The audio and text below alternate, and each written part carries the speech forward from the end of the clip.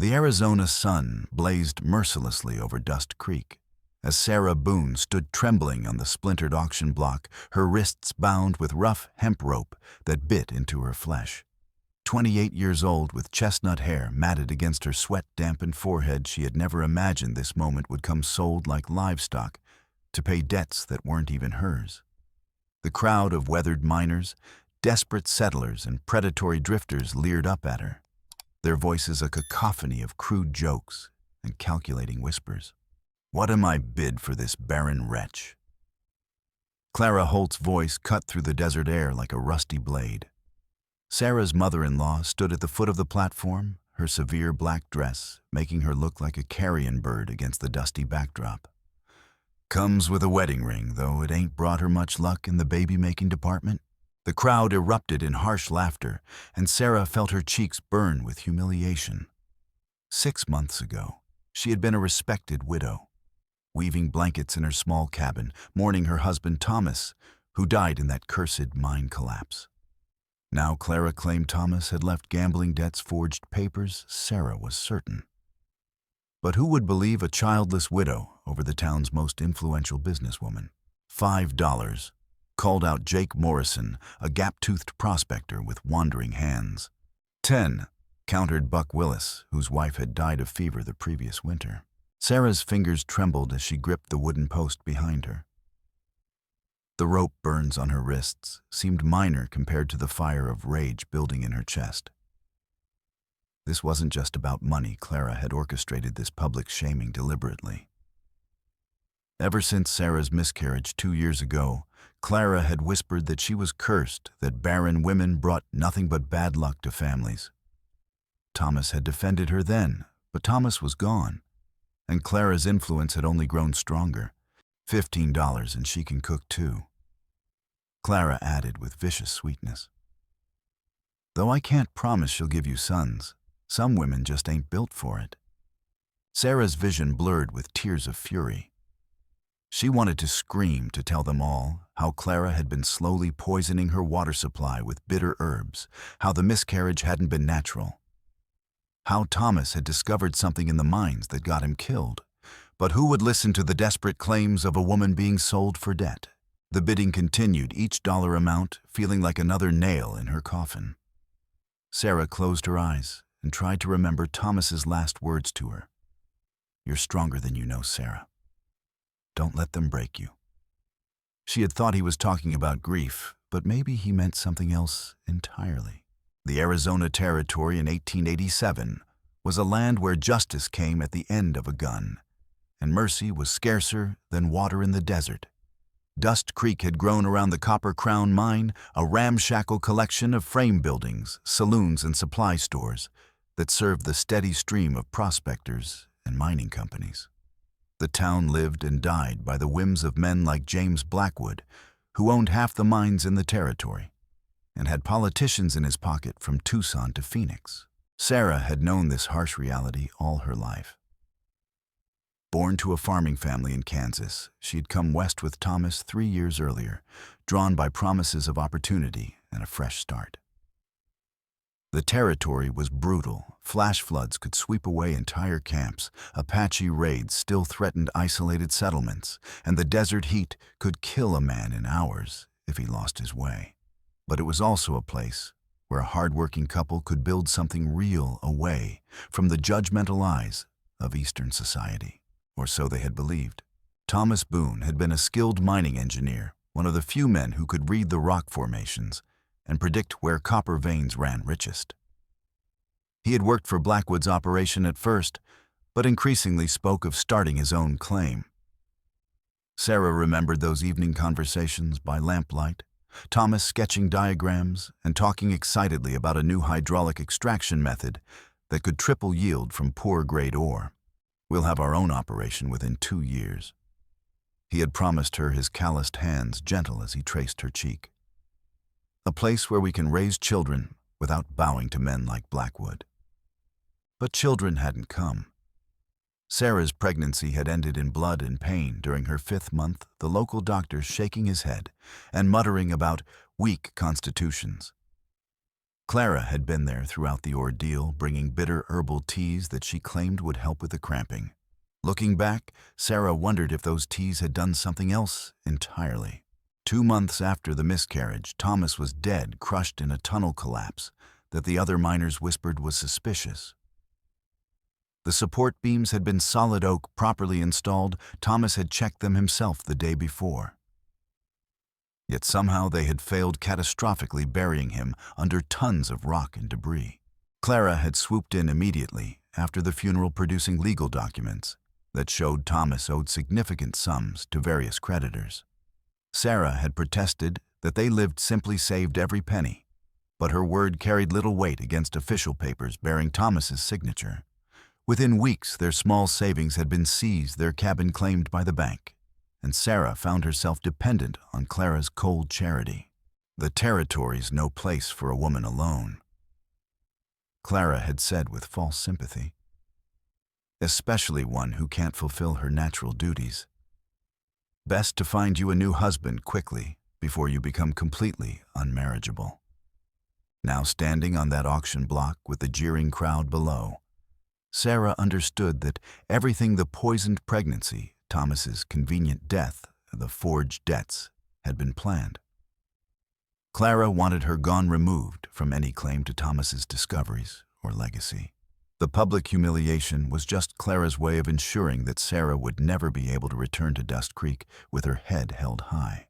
But Clara had underestimated something crucial about Sarah Boone. 3 years in the Arizona Territory had burned away the soft Kansas farm girl, leaving someone harder underneath.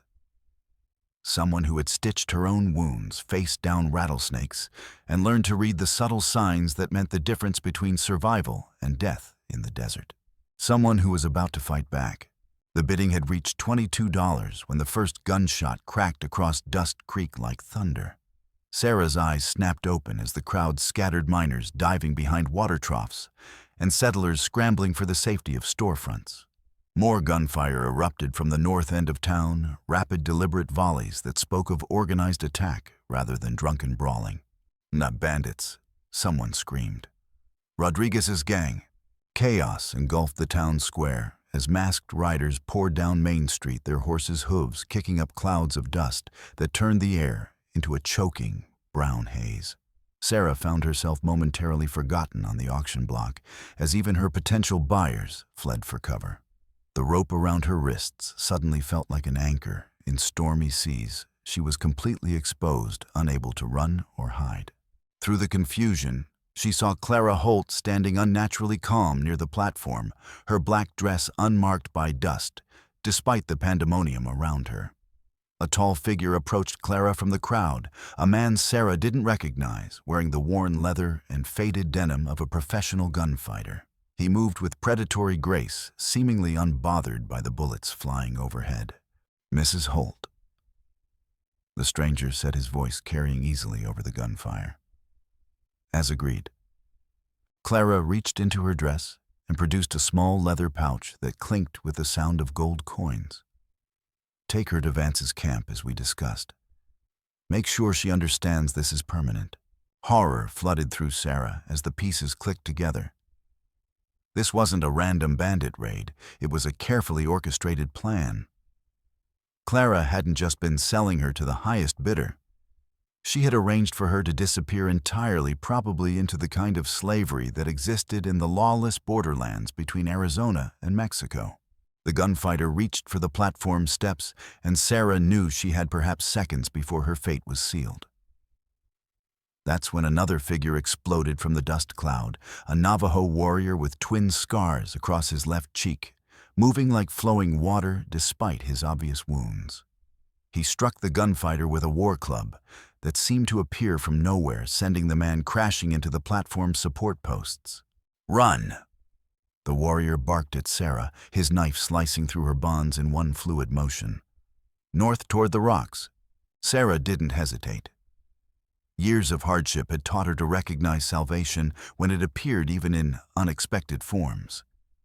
She leapt from the platform and ran, her legs burning after hours of standing in the sun, her bare feet slipping on the dusty ground.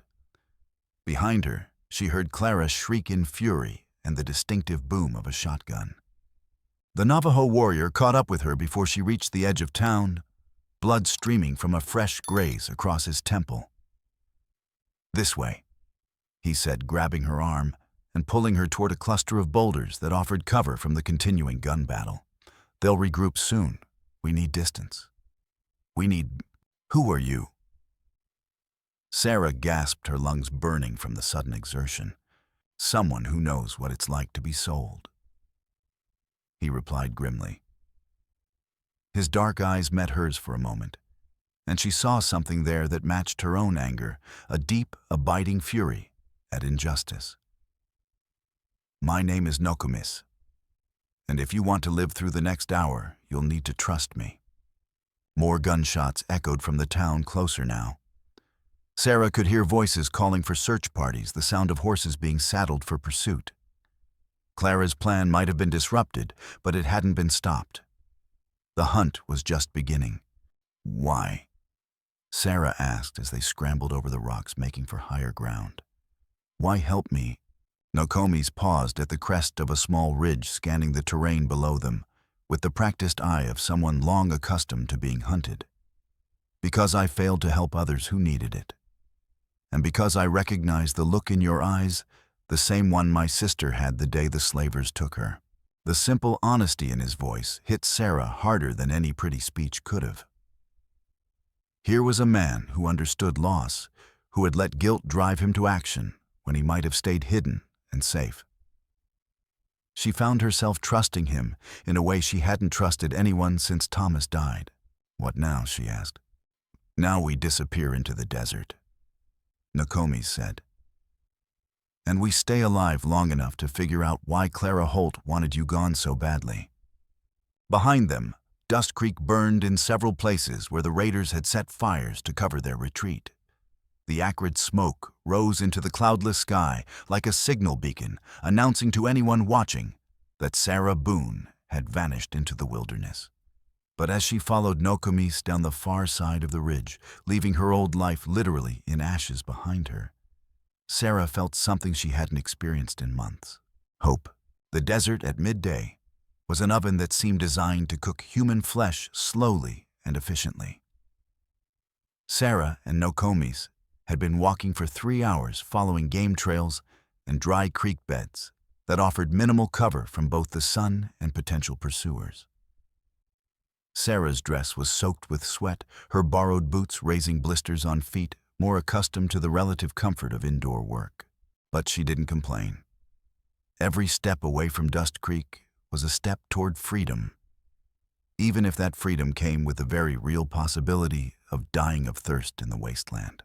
"There," Nokomis said, pointing toward a formation of red sandstone that rose from the desert floor like the ruins of some ancient castle. "Caves. Water. We can wait out the worst heat." The cave he led her to was a narrow cleft in the rock face, invisible unless you knew exactly where to look. Inside, the temperature dropped 20 degrees, and the sound of dripping water echoed from somewhere in the darkness. Sarah collapsed against the stone wall, her legs finally giving out from exhaustion and relief. "Drink slowly," Nokomis warned, offering her a cupped handful of water from a natural pool near the cave entrance. "Your body needs time to adjust." The water was cool and slightly mineral, tasting the most delicious thing Sarah had ever experienced. As she sipped carefully, she studied her unlikely rescuer in the dim light filtering through the cave opening. Nokomis appeared to be in his early 30s, with the lean build of a man who had spent his life moving through harsh country. The scars on his face were old but prominent, and she noticed similar marks on his hands and forearms, evidence of a violent past. His clothing was a mixture of traditional Navajo elements and practical frontier gear. A cotton shirt with intricate silver buttons, leather pants reinforced with metal studs, and moccasins that had clearly seen hundreds of miles of hard travel. A rifle was slung across his back, and she could see the handles of at least 2 knives protruding from his belt. "You said your sister was taken by slavers," Sarah said quietly, breaking the comfortable silence that had settled between them.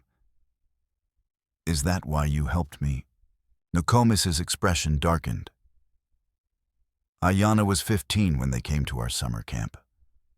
I was away hunting with the men. By the time we returned, the camp was destroyed and she was gone. He stared at the cave wall as if seeing ghosts in the shadows. We tracked them for weeks, but the trail went cold at the Mexican border. I never saw her again. "I'm sorry," Sarah said, meaning it. Loss was something she understood intimately. I spent 2 years trying to find her, following every rumor, checking every slave market from El Paso to Guadalajara. Finally learned she had died of fever in a brothel in Mexico City. His voice was flat, emotionless, but Sarah could hear the pain underneath. By then, the men who took her were long gone or dead themselves. Nothing left to do but carry the guilt. Outside the cave, a dust devil spiraled across the desert, picking up sand and debris in its column. Sarah watched it dance across the landscape and thought about the random forces that had brought her and Nokomis together. If Clara's staged raid had happened an hour earlier or later, if Nokomis had been somewhere else. If any of a dozen variables had been different, she would be on her way to a Mexican slave camp right now. "You're not what I expected," she said finally. "What did you expect? The stories they tell in town about the Navajo, they make you sound like savages. Bloodthirsty raiders who steal children and scalp settlers." Sarah felt ashamed even saying the words, but they had been part of her mental landscape for so long that they deserved acknowledgement. Nokomis laughed, but there was no humor in it. "And what stories do your people tell about women who can't bear children, that they're cursed unnatural, deserving of whatever happens to them?" The parallel hit home like a physical blow. Sarah had spent months internalizing Clara's poisonous words, believing on some level that her miscarriage made her less than a complete woman. Just as she had accepted the racist myths about Native peoples without questioning their source or motivation. "People tell stories that make it easier to hurt each other," Nokomis continued. "Makes them feel better about taking what doesn't belong to them." A sound from outside the cave made them both freeze, the distant whicker of horses approaching. Nokomis moved to the cave entrance with silent steps, peering through the narrow opening. After a moment, he held up 3 fingers, then made a gesture that Sarah interpreted as armed. Her heart hammered against her ribs as she realized their brief respite was over. Clara's people had found their trail, probably following the disturbed sand and occasional footprints that were impossible to completely hide in daylight travel. They were trapped in the cave with nowhere to run. Nokomis drew one of his knives, the blade gleaming dully in the filtered light. He looked back at Sarah and mouthed a single word, "Trust." Then he melted into the shadows near the cave entrance, becoming virtually invisible despite his size. Sarah pressed herself against the back wall, trying to control her breathing, as the sound of horses grew closer. This was it, her first real test of whether she could survive in a world where violence was the common currency of human interaction. She thought of Thomas, of the strength he had seen in her, that she was only beginning to discover. Of Nokomis' sister Ayanna, who had died in captivity while good people did nothing to help. Of all the women throughout history who had been sold, traded, and discarded like property. Sarah Boone had been a victim for the last time. Whatever came through that cave entrance, she would face it standing up. The 3 riders who approached the cave complex were professionals. Sarah could tell that much from the way they spread out to cover multiple escape routes, their weapons drawn, but held casually, as if hunting fugitives was just another day's work.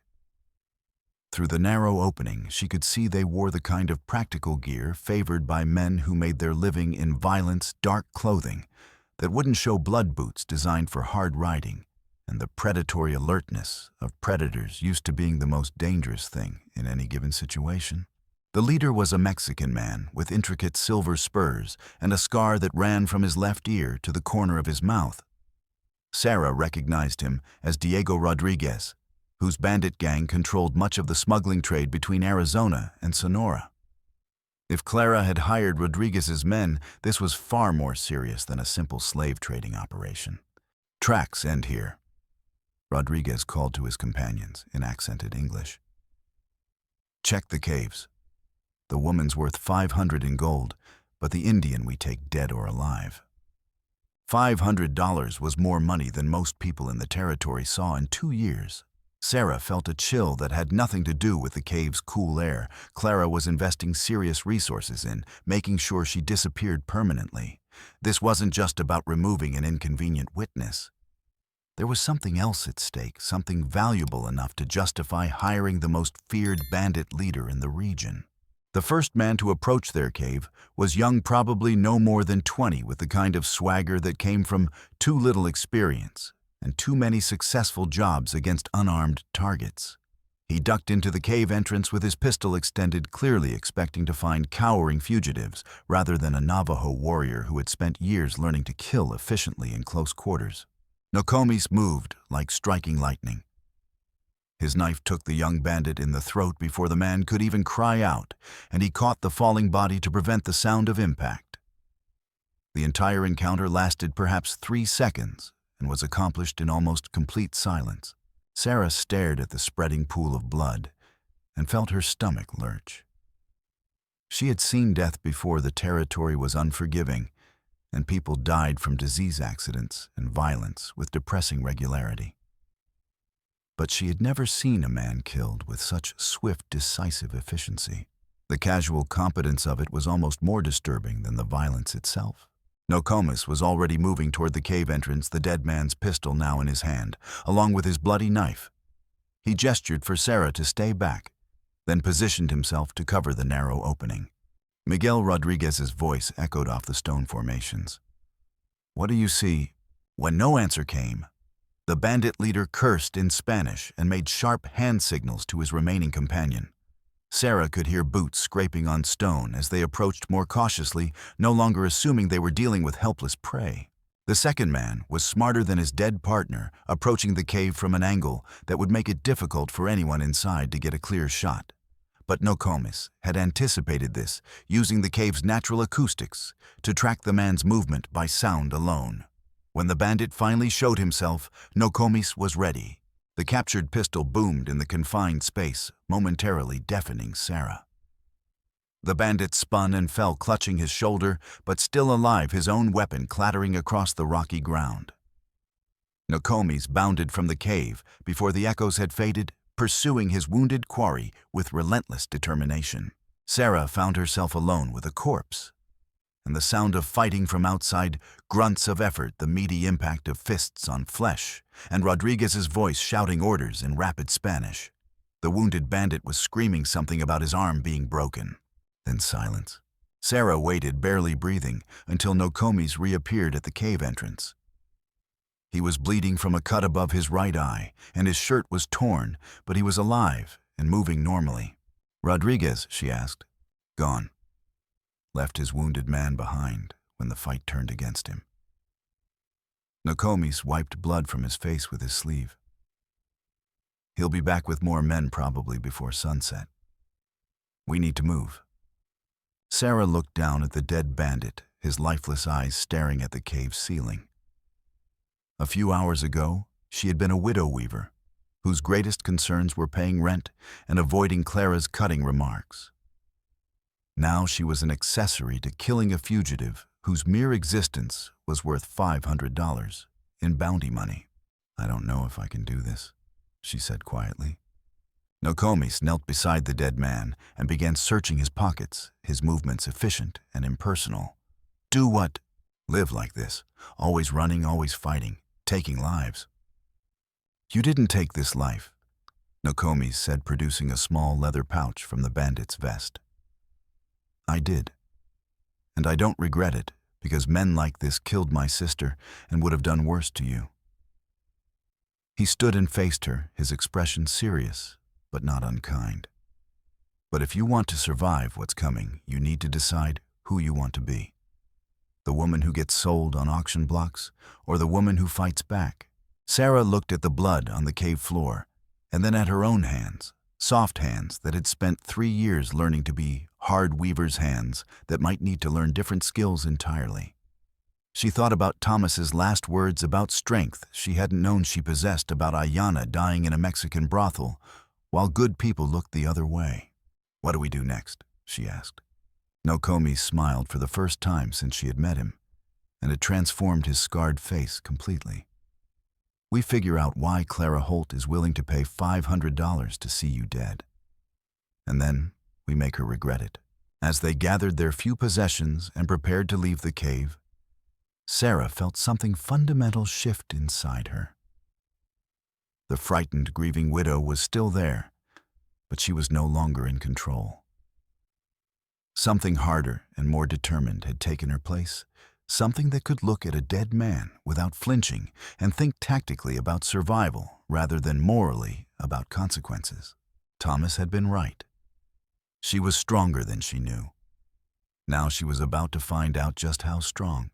They traveled through the afternoon heat, keeping to rocky ground that would make tracking difficult and following routes that only someone with intimate knowledge of the desert could navigate. Nokomis moved with the unconscious confidence of a man who had spent his life reading landscape like a book, noting wind patterns, animal signs, and the subtle indicators that meant the difference between hidden water and deadly detours.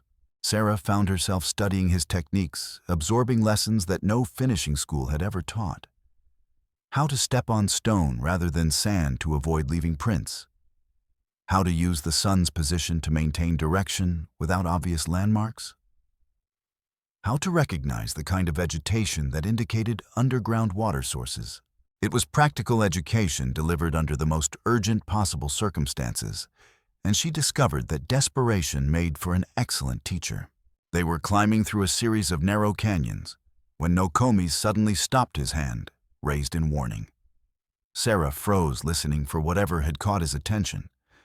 At first, she heard nothing but wind moving through stone formations, but gradually she became aware of something else. Voices carried on the desert air from somewhere ahead of them.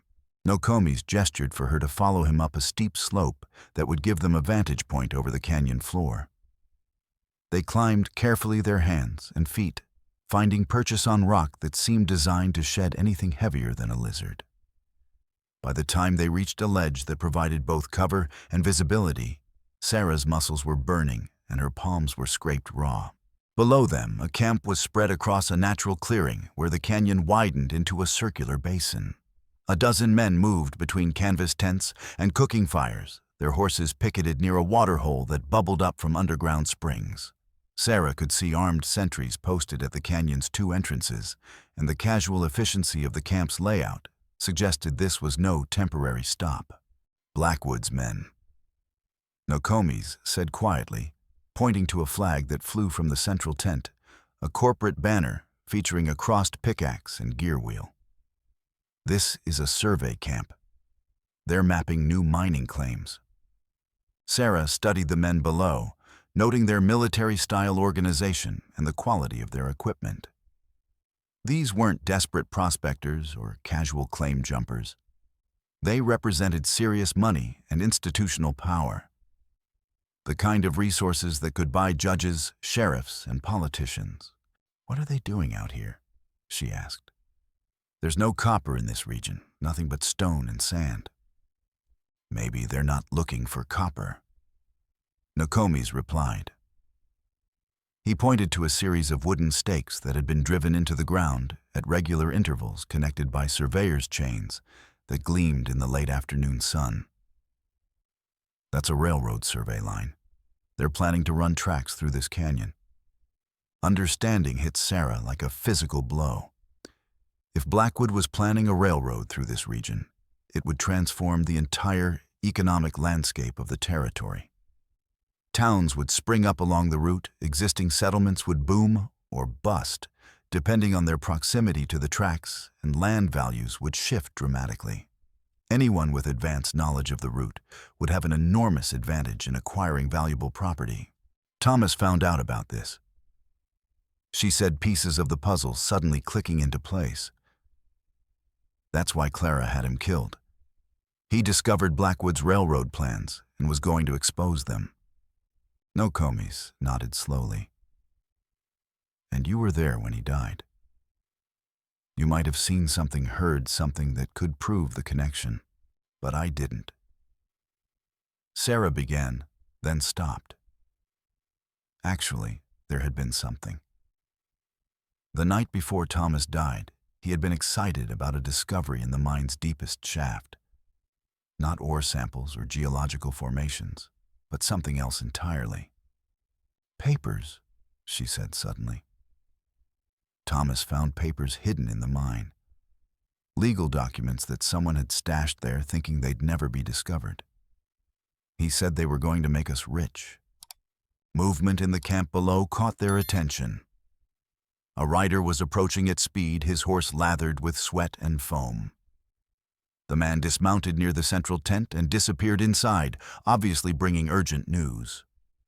Within minutes, the entire camp was mobilizing, tents being struck, equipment loaded onto pack mules, sentries recalled from their positions. "They're moving out," Nokomis observed. Whatever that rider told them, it was enough to abandon the survey. Sarah felt a chill despite the desert heat. The timing couldn't be coincidental. Rodriguez had failed to capture her, and now Blackwood's people were pulling back from exposed positions. The conspiracy was bigger than just Clara's personal vendetta. It involved corporate interests, political connections, and enough money to justify killing anyone who threatened to expose it. Where would they go? She asked. Back to base camp, probably near the Mexican border. Blackwood has mining operations all along the Sonora boundary, easier to move silver north without paying Mexican taxes. Nokomis studied the departing survey team with the calculating gaze of a hunter evaluating prey. But there's something else. That rider came from the wrong direction to be bringing news from Dust Creek. Sarah followed his reasoning. If the rider had come from town with news of their escape, he would have approached from the north. Instead, he had arrived from the south, from the direction of the Mexican border. So what was his message? She asked. Before Nokomis could answer, the sound of approaching horses echoed through the canyon behind them. Multiple riders moving fast and making no effort at concealment. Rodriguez had returned with reinforcements, and their hiding place was about to become a trap. "We're down," Nokomis said urgently, pulling Sarah back from the ledge. "We need to reach the other side of the canyon before they bottle us up in here." They half climbed, half fell down the rocky slope, loose stones clattering around them in small avalanches. Behind them, the sound of pursuit grew louder, horses being pushed hard through terrain that was barely suitable for hiking. Rodriguez was taking serious risks to catch them, which meant the bounty on their heads had probably increased significantly. The canyon floor offered no cover, just open ground between towering walls of red stone. They ran, Sarah's lungs burning in the thin air, while echoes of gunfire began to bounce off the canyon walls. Rodriguez's men had spotted them and were shooting despite the extreme range, not expecting to hit anything, but hoping to slow them down or force them into making mistakes. A bullet spanged off stone near Sarah's head, sending sharp fragments into her cheek. The pain was immediate and shocking, but it also triggered something primal, the absolute certainty that she was about to die, unless she moved faster than she had ever moved in her life. They reached the far end of the canyon as the pursuit rounded the final bend behind them. Sarah's vision was tunneling from exhaustion and fear, but she could see Nokomis pointing toward a narrow cleft in the rock wall, barely wide enough for a human body, invisible unless you knew exactly where to look. "In there," he gasped, pushing her toward the opening. "It leads to a maze of passages. They can't follow on horseback." Sarah squeezed through the cleft just as more gunshots erupted behind them. She heard Nokomis cry out in pain, then the sound of his body hitting stone. When she turned back, she saw him crawling toward the opening, blood spreading across his left thigh from a bullet wound. Without thinking, she grabbed his arms and hauled him through the narrow gap, ignoring his weight and her own exhaustion. Behind them, Rodriguez's voice echoed through the canyon in fluent profanity, promising creative tortures for anyone who helped the fugitives escape. In the darkness beyond the cleft, Sarah found herself supporting a wounded warrior in a maze of stone passages that could lead anywhere or nowhere. They were alive, but trapped, and their pursuers would be exploring every possible escape route within hours. The game of survival had just become infinitely more complicated. The maze of passages beyond the cleft turned out to be part of an ancient cave system carved by water over millennia and hidden from surface view by geological upheavals that had shifted the landscape countless times. Nokomis guided them through the darkness, using a combination of memory and instinct, his injured leg leaving occasional drops of blood on the stone floor despite Sarah's makeshift bandaging. They had been walking for nearly 2 hours when they emerged into a vast underground chamber illuminated by shafts of sunlight that filtered down through cracks in the ceiling far above. The space was cathedral-like in its proportions, with formations of flowstone that resembled frozen waterfalls and pools of water that reflected the dancing light like mirrors. Sacred place, Nokomis said, his voice echoing in the immense space. My people have been coming here for generations.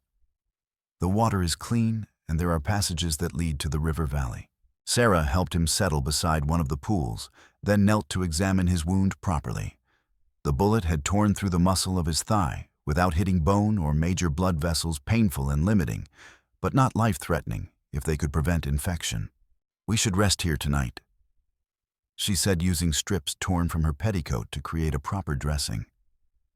You need time to heal, and they'll have trouble tracking us through the caves. Nokomis nodded, and then reached into his shirt and withdrew a folded piece of paper that Sarah hadn't seen before. I took this from Rodriguez's wounded man back at the cave. Thought it might be useful. Sarah unfolded the paper and found herself looking at a hand-drawn map marked with locations throughout Arizona Territory and northern Sonora. Red X marks indicated what appeared to be raid targets, while blue circles marked safe houses and supply caches.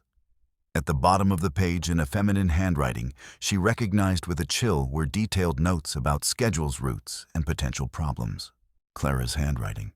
She's not just working with Rodriguez, Sarah breathed.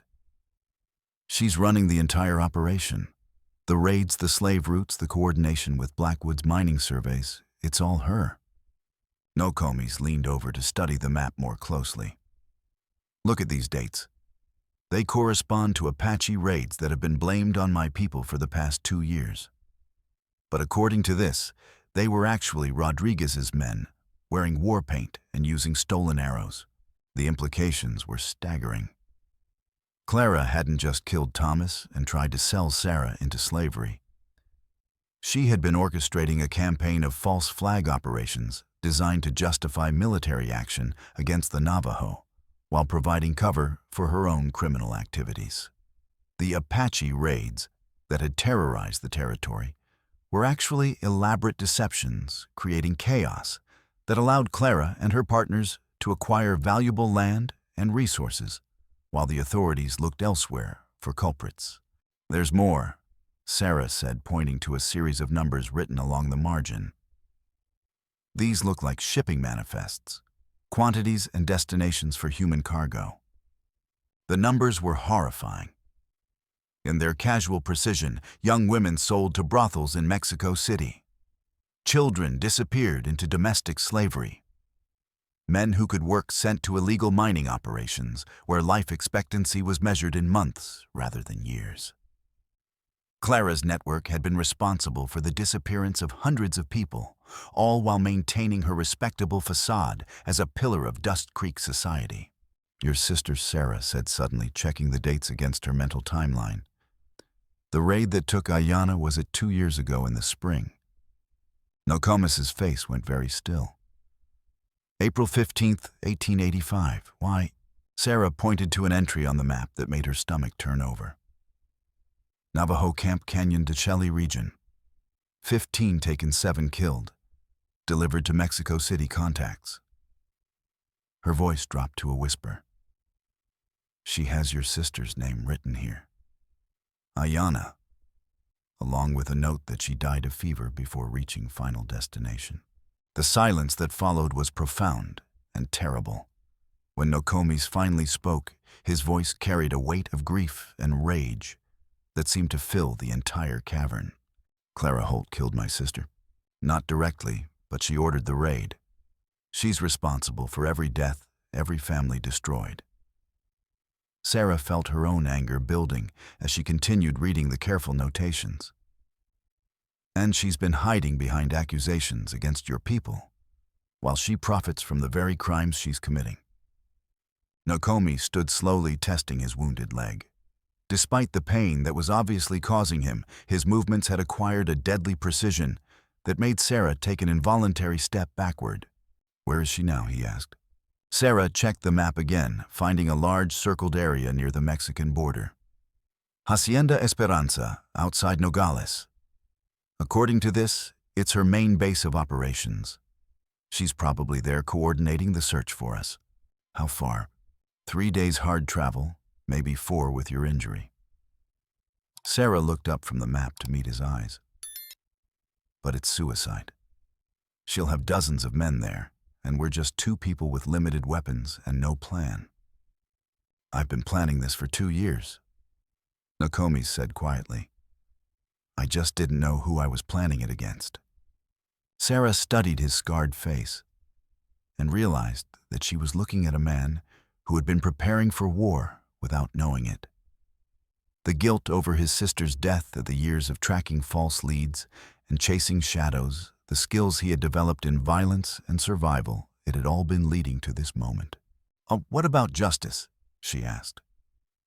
"We have evidence now. We could take this to the territorial authorities, expose the whole conspiracy. The authorities who've been bought and paid for by Blackwood's money, the same officials who've been ignoring the disappearances and blaming my people for crimes they didn't commit." Nokomis shook his head. "There's only one kind of justice that Clara Holt will understand." Sarah felt a moment of profound moral vertigo. 6 months ago, she would have been horrified by talk of vigilante justice and personal vengeance. But 6 months ago, she hadn't been sold on an auction block, hadn't seen men killed defending her, hadn't learned that the woman she trusted most in the world had been systematically poisoning her and orchestrating her husband's murder. The old Sarah would have insisted on legal solutions and proper procedures. The new Sarah, the one forged in desert heat and cave darkness, understood that sometimes justice had to be taken rather than given. "All right," she said, surprising herself with the steadiness of her voice. "But we do it smart. We gather intelligence, we plan carefully, and we make sure we can get out alive afterward." Nokomis smiled, and for the first time since she had met him, it reached his eyes. "Now you're thinking like a warrior." As they settled in for the night beside the sacred pools, Sarah found herself thinking about transformation. How quickly a person could change when circumstances demanded it. How much strength could be found in the darkest places, how love and loss could forge someone into something entirely new. She was no longer the woman who had stood on that auction block this morning. That woman had been a victim. The woman who would ride toward Hacienda Esperanza was something else entirely, something dangerous. They left the sacred cave before dawn, following Nokomis through passages that eventually opened onto a hidden canyon where a small river wound its way toward the Mexican border. His wound had stiffened overnight, but he moved with determined purpose, the pain clearly secondary to his need for action. Sarah had spent the sleepless hours studying Clara's map and making her own plans. If they were going to assault a fortified compound with overwhelming odds against them, they would need allies' information and significant advantages in timing and positioning. The direct approach would get them killed quickly and accomplish nothing except satisfying a desire for revenge. "There's something we need to discuss," she said as they watered their horses at a stream crossing. They had acquired the animals from a camp of Mexican smugglers who had decided that discretion was the better part of valor when faced with a wounded but obviously dangerous Navajo warrior. According to the map, Clara's operation depends on a network of contacts and safe houses. If we can disrupt that network, we might be able to force her into making mistakes. Nokomis checked his rifle's action, ensuring that sand hadn't fouled the mechanism during their underground journey. "What do you have in mind?" "These locations here and here." Sarah pointed to marks on the map. They're staging areas for moving captives south. If we could free some of the prisoners and get them to safety, it would cost Clara money and reputation. More importantly, it might give us intelligence about the compound's defenses and routines. It was a sound strategy, the kind of approach that recognized their limitations while maximizing their advantages. But Nokomis' expression suggested he was less interested in tactical wisdom than in the immediate satisfaction of direct confrontation. "You're talking about delayed gratification," he said. "My sister has been dead for 2 years. I'm not sure I have any patience left." "I understand," Sarah said, and she did. The need for immediate action when you had been helpless for so long was almost overwhelming. But if we rush in without proper preparation, we'll just be adding our names to the list of Clara's victims. Is that what Ayanna would want? The question hit home in a way that pure logic couldn't have. Nokomis stared at the water flowing past their feet, his hands clenched around his rifle stock. When he looked up, some of the desperate intensity had been replaced by something more calculating. "The nearest staging area is probably the old Spanish mission about 20 miles south of here," he said finally. If Clara's following historical patterns, she'd be using buildings that already exist rather than constructing new facilities. They rode south through increasingly desolate country, following game trails and dry creek beds that offered concealment from casual observation. The landscape here was different from the Arizona desert, more volcanic rock stranger vegetation, and a sense of ancient violence written in the stone formations. This was borderland, in every sense, a place where official authority meant little, and survival depended entirely on personal strength and cunning.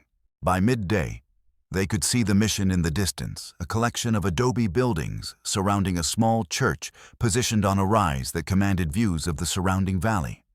Smoke rose from several chimneys, and Sarah could make out figures moving between the buildings with a purposeful efficiency that suggested ongoing operations rather than abandoned ruins. Armed guards at the main gate.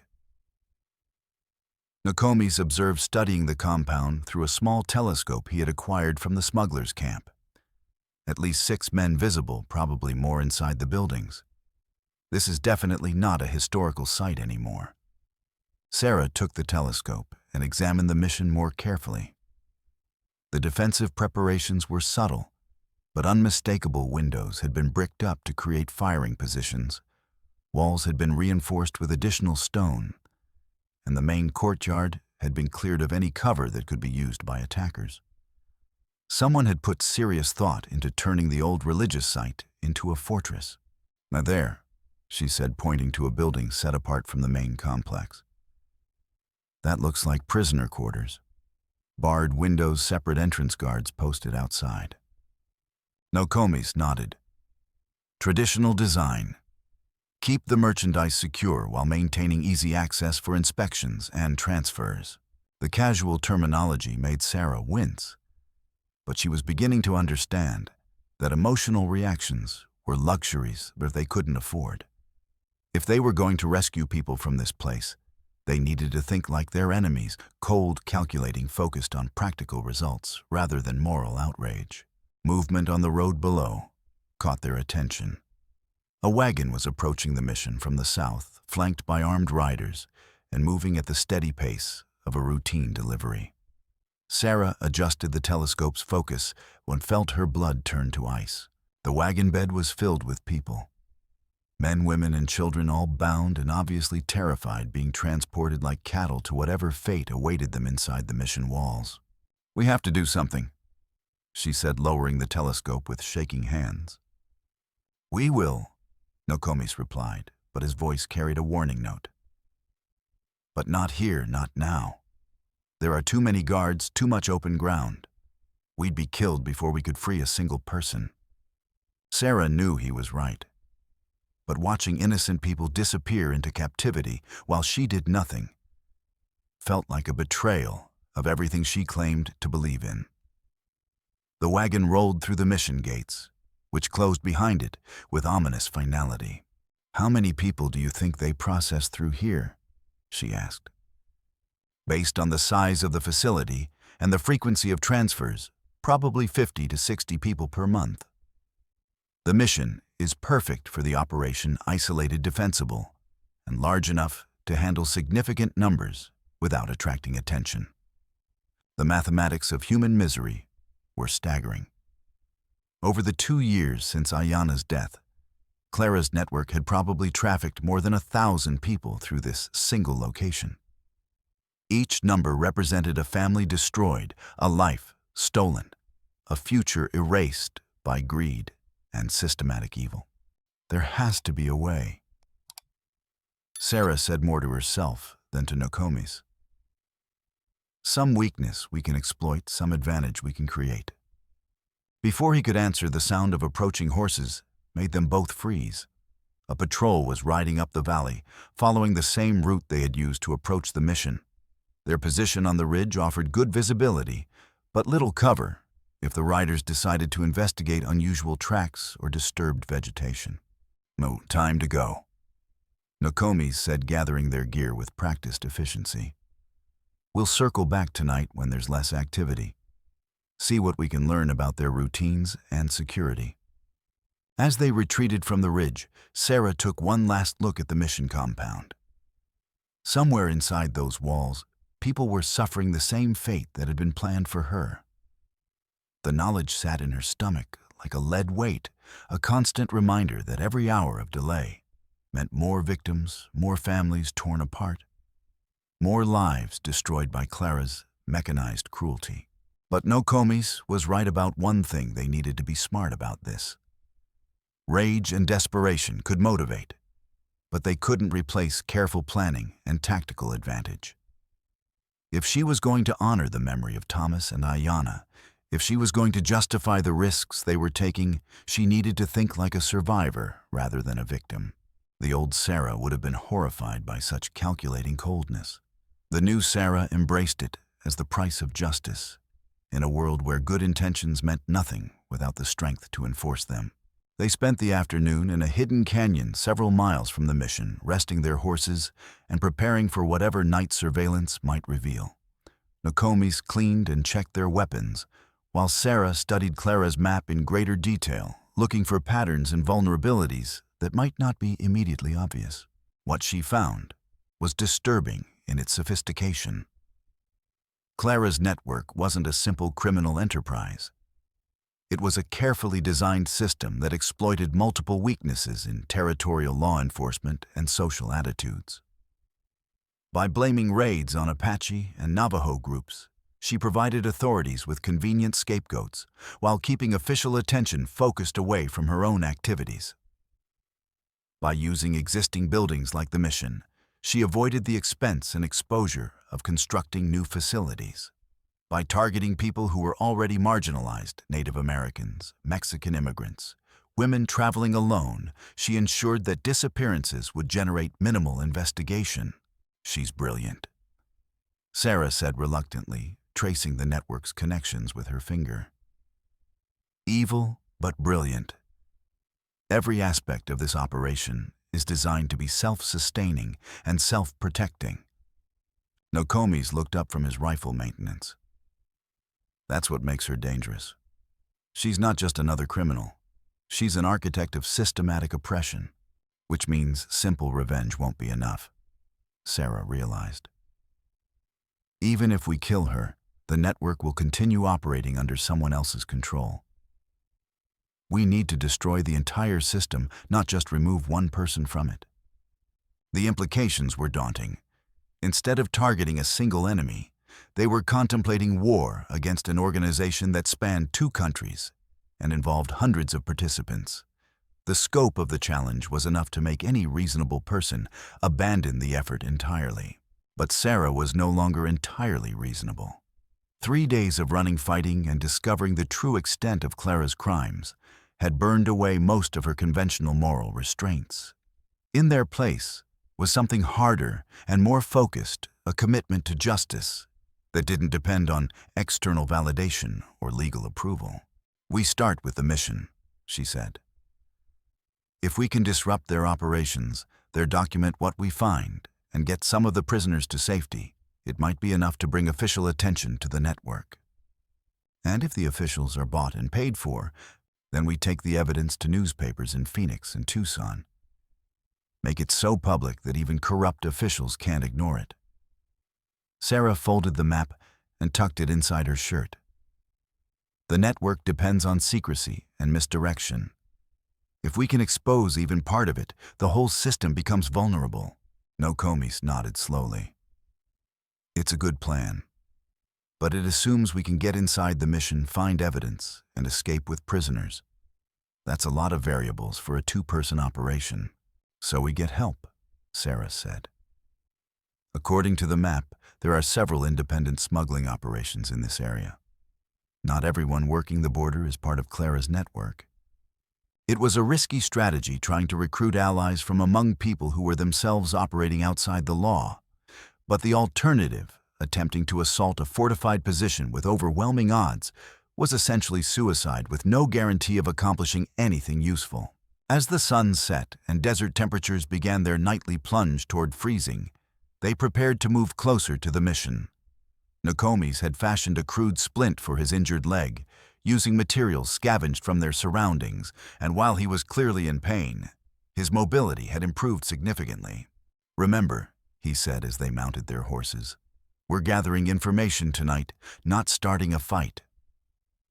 No matter what we see, no matter how badly we want to intervene, our job is to observe and plan." Sarah nodded, but privately, she wondered if her self-control was strong enough to watch innocent people suffer without taking action. The transformation she had undergone over the past few days had made her more capable of violence, but it had also made her more sensitive to injustice. The combination could be dangerous in a situation that required patience and restraint. They approached the mission from the north using a dry creek bed that provided both concealment and a direct route to the compound's rear wall. By the time they reached observation distance, full darkness had fallen, and the mission was illuminated by torches that created pools of flickering light separated by deep shadows. The prisoner building was exactly where Sarah had thought it would be, and the routine was depressingly predictable. Guards made regular circuits of the compound, checking locks and maintaining perimeter security. Every 2 hours, someone would enter the prisoner quarters with water and food, staying inside for about 10 minutes before emerging and securing the door behind them. But there was something else, something that made Sarah's blood run cold as she watched through Nokomis' telescope. Children. Some of the people being held in that building were children probably no older than 10 or 12 years old. "I can't watch this," she whispered, lowering the telescope with shaking hands. "You have to," Nokomis replied gently but firmly. "If we're going to help them, we need to understand exactly what we're dealing with."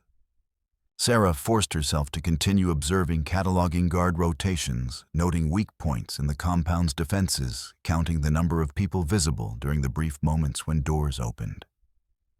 It was terrible work reducing human suffering to tactical data.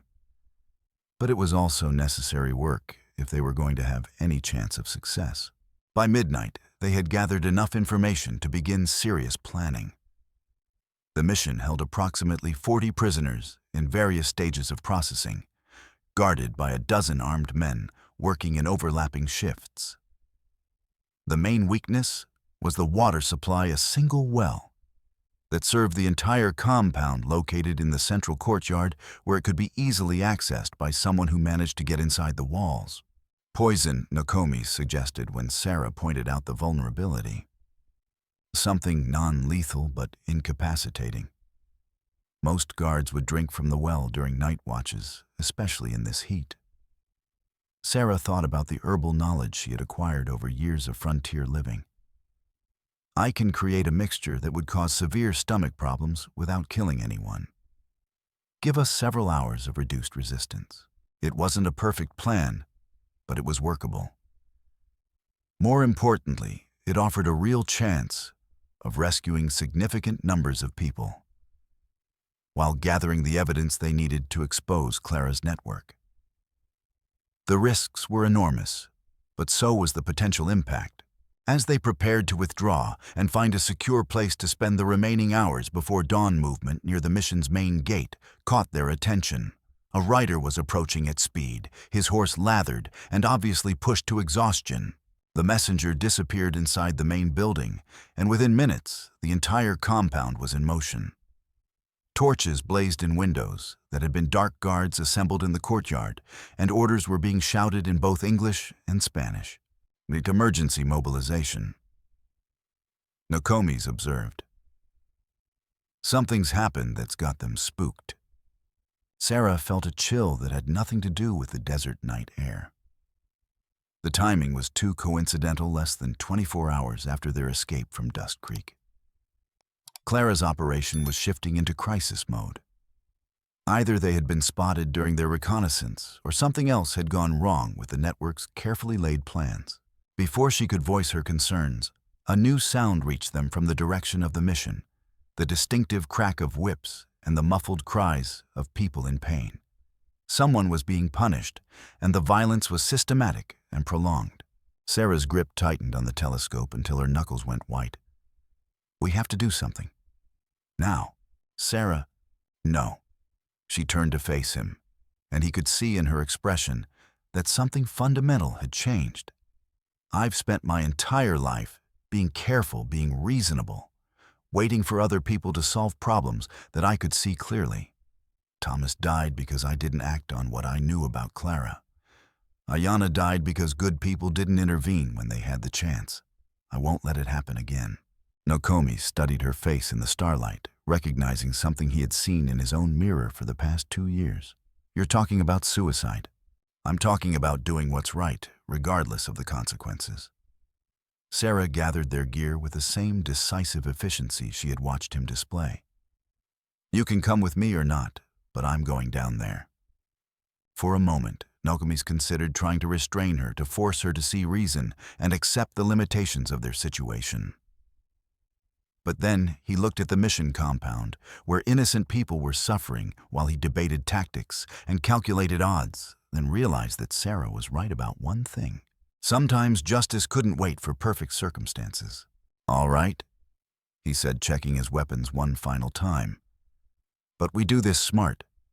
Fast and fast out, maximum impact with minimum exposure." Sarah smiled, and for the first time since he had met her, it was the smile of someone who was exactly where she belonged. "I wouldn't have it any other way." The assault on the mission began with Sarah's herbal concoction introduced into the well water during a brief window when the guards were distracted by another prisoner transport arriving from the north. She had managed to synthesize a potent mixture of local plants that would cause rapid onset of nausea and disorientation without permanent harm, enough to level the playing field, without turning her into a murderer. They waited 90 minutes for the poison to take effect, using the time to move into position near the prisoner quarters. The compound's layout worked in their favor. The building was situated close to the outer wall, separated from the main complex by about 30 yards of open ground that could be crossed quickly by someone willing to take the risk. Nokomis went first. His natural talent for moving silently, allowing him to reach the building's rear wall undetected. Sarah followed, her heart hammering against her ribs as she crossed the exposed ground, expecting at any moment to hear shouts of alarm or the crack of gunfire. But the guards were beginning to show signs of distress. Through the building's windows, she could see men clutching their stomachs and moving with the careful gait of people fighting sudden illness. Her botanical warfare was working exactly as planned. The lock on the prisoner quarters was substantial, but not sophisticated, designed to keep desperate people in rather than determined people out. Nokomis made short work of it with tools acquired from the smugglers' camp, and within minutes they were inside the building. What they found there would stay with Sarah for the rest of her life. 43 people were crammed into a space designed for perhaps 20 chained to iron rings set into the walls and floor. Men, women, and children of various ages and ethnicities, all bearing the marks of systematic abuse and neglect. The smell was overwhelming. Unwashed bodies, human waste, fear, and despair concentrated into an atmosphere that was barely breathable. "Dear God," Sarah whispered, covering her mouth to keep from retching. The prisoners looked up at their unexpected visitors with expressions ranging from hope to terror. Most had probably given up expecting rescue, and the sudden appearance of armed strangers could mean anything from salvation to additional torment. "We're here to help," Nokomis said in Spanish, then repeated it in English, and what Sarah recognized as Apache. "We're going to get you out of here." A middle-aged Mexican woman near the door spoke up, her voice hoarse but determined. "You are only two people. There are many guards, many guns. You will die, and we will be punished for your attempt." "The guards are sick," Sarah explained, beginning to work on the chains with a set of bolt cutters they had brought. "We poisoned their water. You'll have maybe 2 hours before they recover enough to organize pursuit." The woman's eyes widened as she processed the implications. "You are the ones they have been hunting. The widow and the Navajo warrior.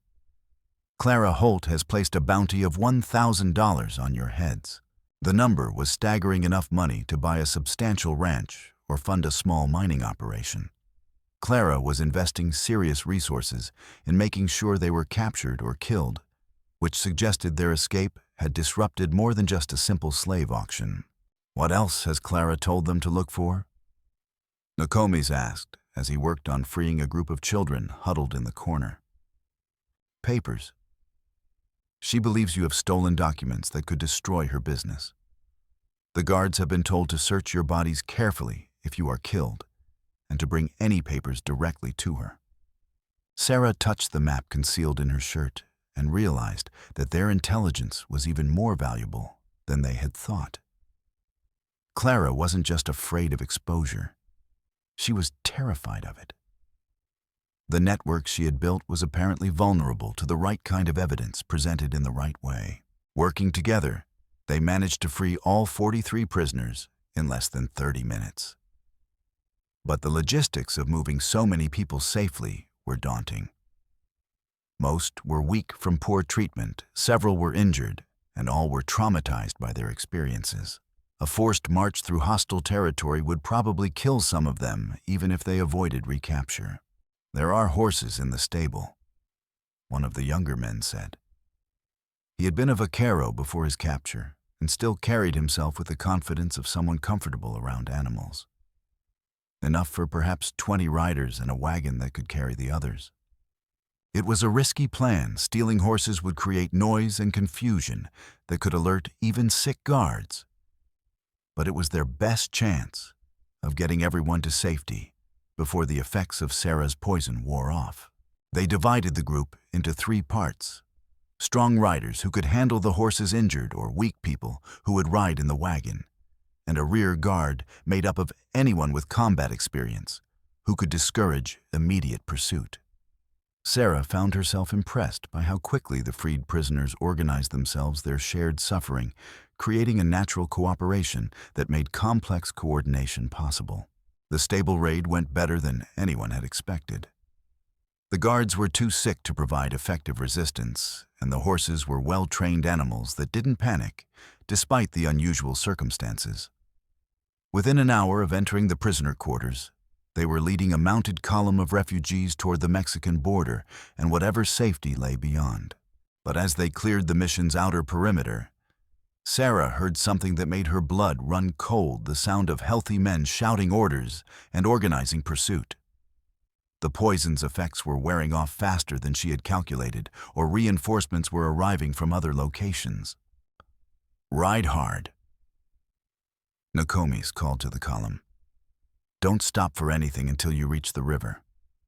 Behind them, torches were beginning to move with purpose through the mission compound. The hunt was beginning again, but this time the stakes were even higher. Instead of 2 fugitives, Clara's people were now chasing a wagon train of escaped slaves who could testify about the network's operations if they reached safety. Sarah spurred her horse to keep pace with the wagon, helping to steady frightened children as the vehicle bounced over rough ground. She had never imagined that doing the right thing could feel simultaneously terrifying and exhilarating. But as she looked back at the growing number of torches behind them, she realized that this was what courage actually felt like. Not the absence of fear, but action in spite of it. The pursuit caught up with them at dawn, just as the refugee column reached the Rio Grande crossing that would take them into Mexico proper. Sarah had hoped that Clara's people might be reluctant to follow escaped slaves across an international border. But the appearance of a 20-man posse led by Diego Rodriguez himself suggested that normal considerations of jurisdiction and diplomatic complications were being ignored. The river crossing was a natural bottleneck, a ford, where the water was shallow enough for loaded wagons, but narrow enough that even a small force could control access. Sarah found herself in the terrible position of watching helpless people caught between freedom and recapture, with their fate depending entirely on decisions she was about to make. "Get them across," Nokomis said, dismounting near a cluster of boulders that would provide defensive positions. "I'll buy you time." "Not alone, you won't." Sarah checked the rifle they had given her, a weapon she had never expected to use against human targets. "We started this together. We finish it together." The first exchange of gunfire began while the wagon was still in mid-crossing, bullets whining over the water and sending up small geysers where they struck the river surface. Rodriguez's men were professionals, advancing by bounds and using cover effectively, but they were also constrained by the need to take prisoners alive rather than simply slaughtering everyone in sight. Sarah discovered that desperation made for an excellent teacher in marksmanship. Her first shot missed completely, but her second caught one of the pursuing riders in the shoulder, spinning him from his horse in a spray of blood and dust. The recoil bruised her shoulder, and the noise was deafening. But the knowledge that she had successfully defended innocent people created a surge of fierce satisfaction. Nokomis was firing with mechanical precision, each shot carefully aimed and devastatingly effective. 2 more riders went down, and the rest of the posse began to show more respect for the defensive position, taking cover behind rocks and vegetation rather than charging directly toward the crossing. But their ammunition was limited, and Rodriguez had enough men to maintain pressure while sending flanking parties around their position. It was only a matter of time before they were overwhelmed or forced to retreat, leaving the refugees vulnerable to recapture. That's when Sarah heard something that changed everything. The sound of a large group of riders approaching from the south, moving fast and making no effort at concealment. For a moment, she feared that Clara had sent additional reinforcements. But then she saw the dust cloud and realized the truth. Mexican rurales, the elite mounted police force that served as both law enforcement and military in the border regions.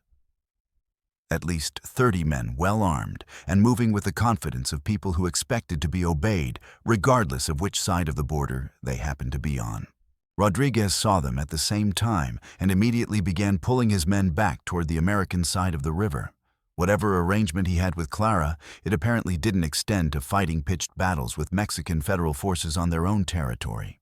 The rural captain was a lean man, with a carefully waxed mustache and the kind of uniform that suggested both military competence and personal vanity.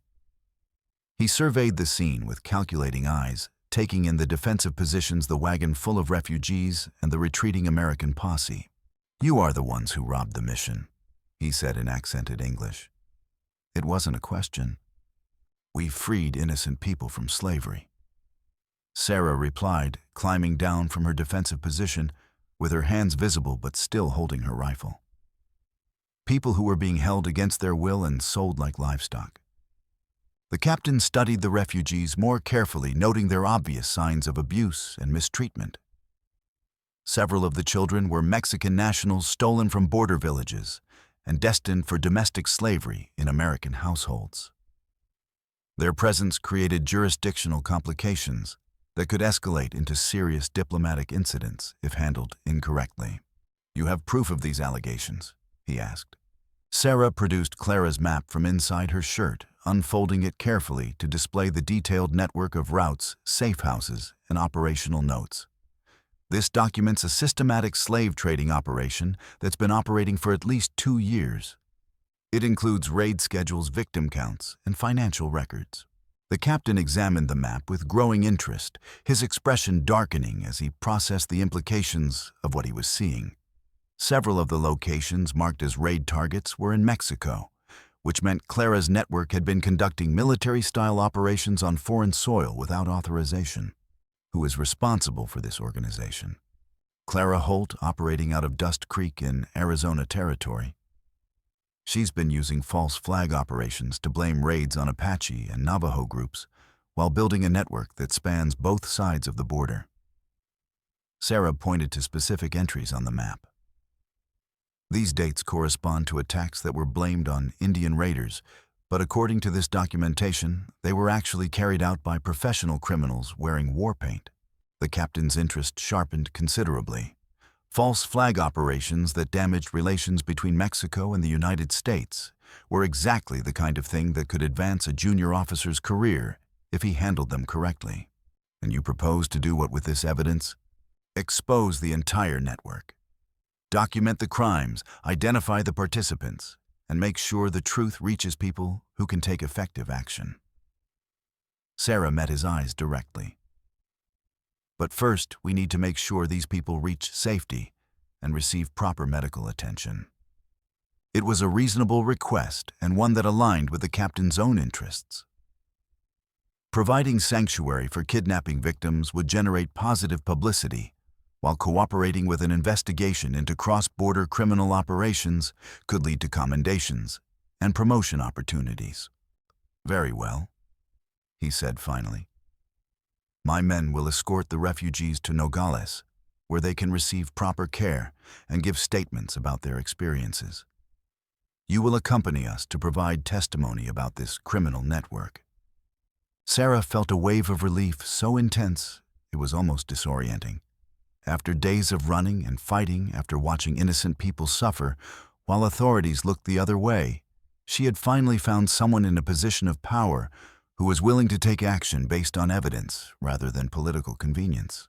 But as they prepared to move toward the Mexican interior, she noticed Nokomis standing apart from the group, his expression troubled. When she approached him, he gestured toward the American side of the river, where Rodriguez's men were regrouping and showing no signs of abandoning their pursuit. This isn't over, he said quietly. Clara won't give up just because we've reached Mexico. She has too much invested in this network to let us destroy it without a fight. Sarah followed his gaze and realized he was right. Rodriguez's posse was making camp rather than returning to Arizona, which suggested they were planning to wait for reinforcements or opportunities rather than accepting defeat. Clara's resources were extensive enough to sustain a prolonged pursuit, and Mexican jurisdiction was only a temporary sanctuary. So what do we do? We finish what we started, Nokomis replied. We find Clara, we expose her operation completely, and we make sure she can never hurt anyone again. As the refugee column began moving south under Rurale protection, Sarah found herself thinking about the nature of justice and the price of meaningful change. They had saved 43 lives and documented a major criminal conspiracy, but Clara's network was still operating, still destroying families and communities throughout the borderlands. Real victory would require more than rescue operations and evidence gathering. It would require confronting Clara Holt directly and destroying her ability to continue her systematic exploitation of the vulnerable and powerless. The final battle was still ahead of them. The town of Nogales was a study in contrasts, where Mexican colonial architecture rubbed shoulders with American commercial pragmatism, and where two different legal systems attempted to coexist in the same geographical space. Sarah found herself in the surreal position of being simultaneously a wanted fugitive on one side of the border and a protected witness on the other, separated from capture or death by an invisible line drawn through a desert town. The Rurale captain, who had introduced himself as Alejandro Vasquez, proved to be both competent and politically astute. Within hours of their arrival, he had arranged medical care for the rescued slaves, begun documenting their testimonies, and sent encrypted telegrams to his superiors in Mexico City, outlining the scope of the criminal network they had uncovered.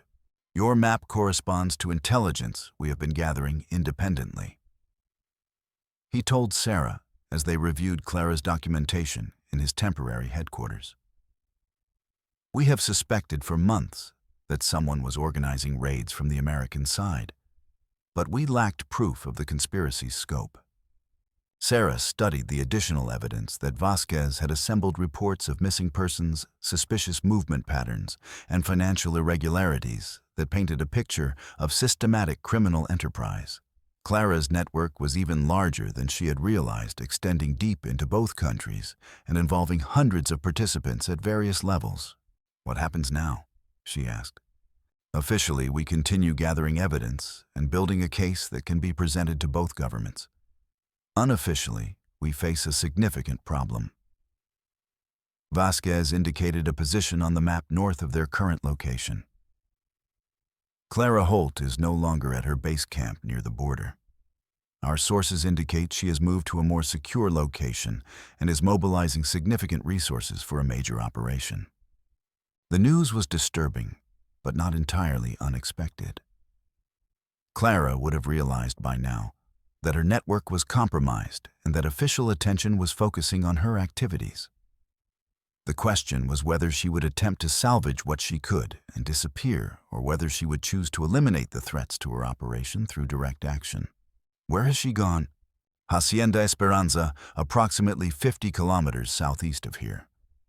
It's a fortified compound that has been used by smugglers and revolutionaries for decades. Very defensible, very isolated, and technically outside the jurisdiction of either government." Sarah felt a chill of recognition.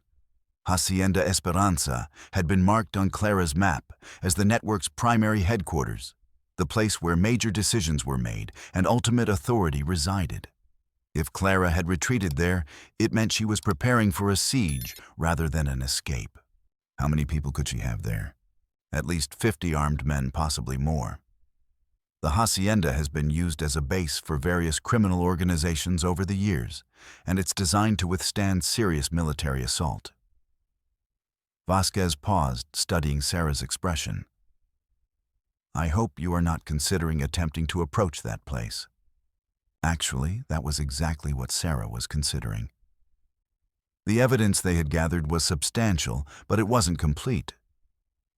Clara could still claim that she was merely a victim of forgery and false accusations, that the map and testimonies were fabricated by people with grudges against her. To build an unshakable case, they needed physical evidence from the network's headquarters records, correspondence, and documentation that could be verified independently. "What would it take to mount an official operation against the hacienda?" she asked. "Months of planning coordination between governments and political will that may not exist. Clara Holt has invested heavily in buying influence on both sides of the border." Vasquez's expression was grim. "By the time we could organize a legitimate assault, she will have destroyed any remaining evidence and disappeared into a new identity." The frustrating reality of bureaucratic justice was exactly what Sarah had feared. Clara's network had been designed to exploit the weaknesses of official law enforcement, and those same weaknesses would protect her even after her crimes had been exposed. Unless someone was willing to act outside legal channels, she would escape accountability for years of systematic violence and exploitation. That evening, as Sarah sat in the small room that Vasquez had provided for her use, she found herself confronting a choice that would define the rest of her life. She could remain in Mexico under official protection, testify at whatever legal proceedings eventually developed, and trust that justice would eventually prevail through proper channels. It was the safe choice, the reasonable choice, the choice that any sensible person would make. Or she could finish what she and Nokomis had started regardless of the personal cost. A quiet knock at her door interrupted her brooding. Nokomis entered without waiting for permission, his expression suggesting that he had been wrestling with similar questions. "Rodriguez is still camped across the border," he said without preamble, "along with at least 30 other men. They're not going away." "Edie Vasquez says Clara's holed up at Hacienda Esperanza with enough firepower to fight off a small army. I know the place. My people raided it once back when it was being used by Apache slavers.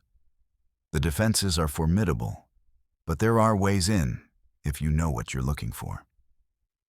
Nokomis sat down across from her, his scarred face serious. The question is whether you're willing to risk everything on one final gamble. Sarah thought about Thomas, about Ayanna, about the 43 people they had rescued from the mission. She thought about all the other victims who were still trapped in Clara's network and all the future victims who would suffer if the system wasn't completely destroyed. What did you have in mind? Nokomis smiled. And for the first time since she had met him, it was the smile of someone who was looking forward to what came next. Something that Clara will never expect. Something that will give us the advantage despite her superior numbers and defensive positions. Which is, we ask for help.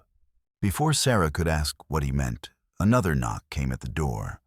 This time, it was Captain Vasquez, accompanied by a man Sarah didn't recognize, an older Mexican, with the weathered features of someone who had spent his life working outdoors.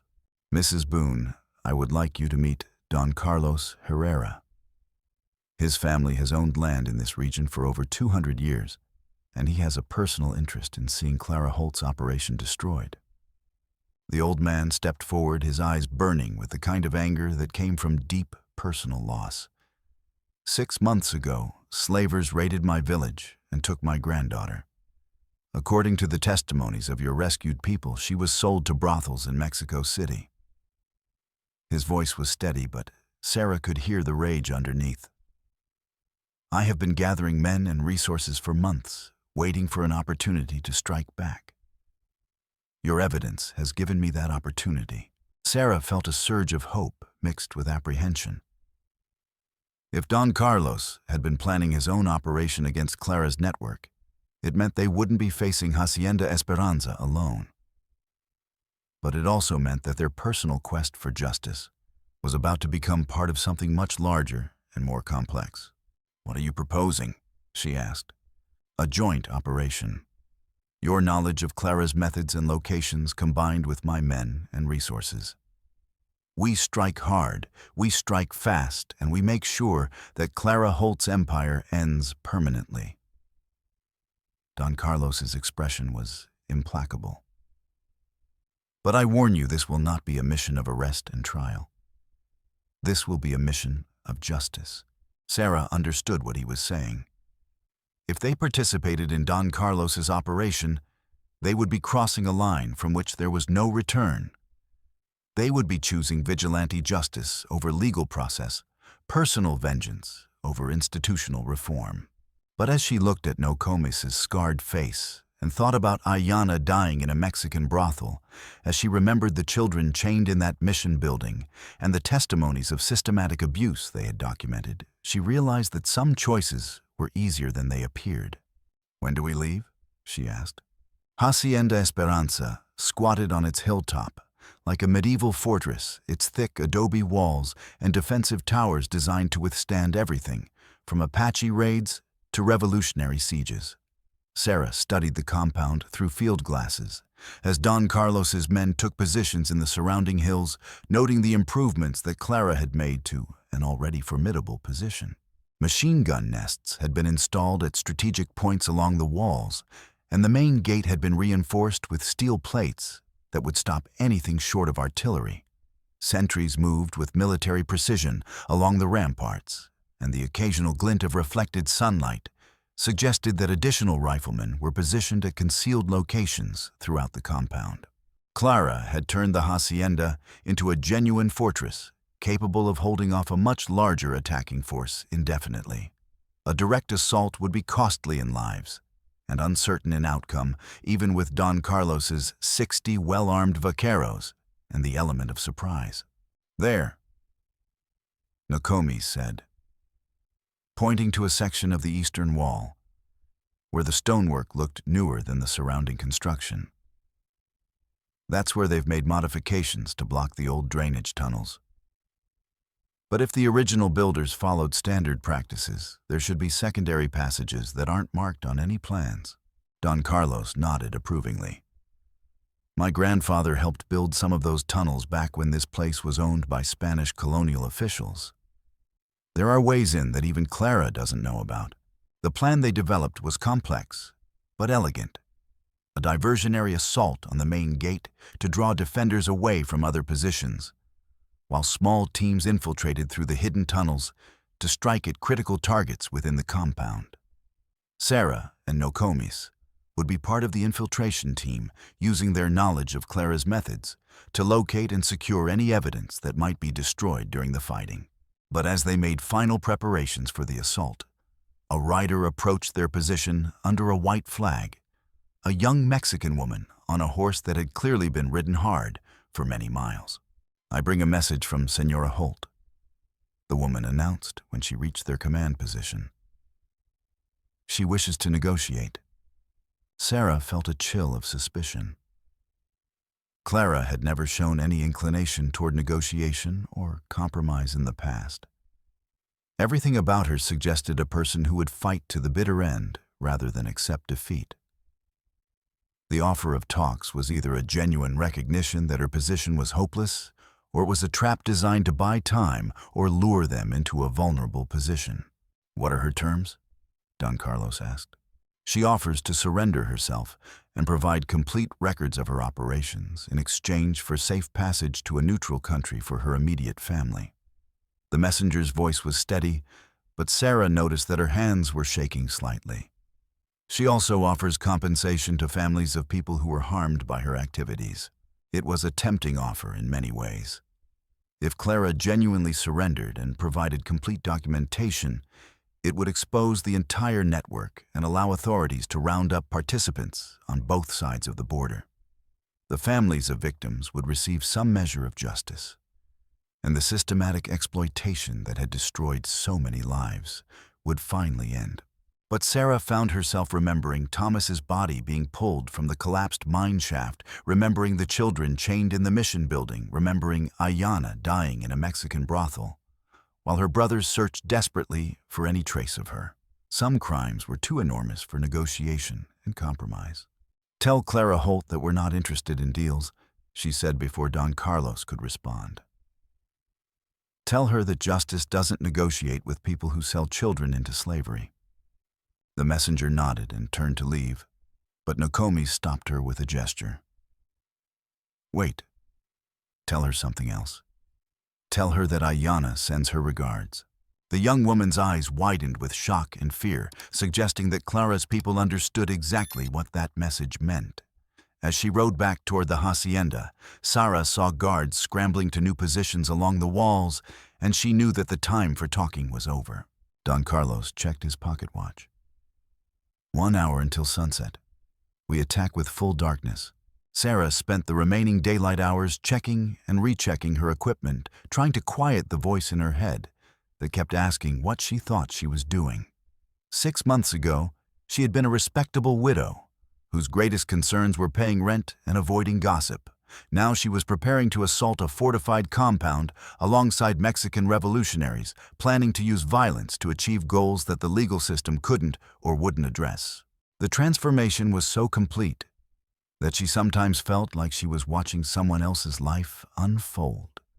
But when she looked at Nokomis, cleaning his weapons with mechanical precision, when she thought about the rescued slaves who were now safe with their families, when she remembered Clara's cold smile as she arranged Sarah's sale to Rodriguez's men, she knew that every step of the journey had been necessary.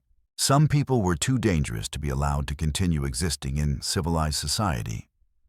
Some crimes were too systematic and deliberate to be addressed through normal legal channels. And sometimes, justice required people to step outside the law in order to uphold the principles that law was supposed to protect.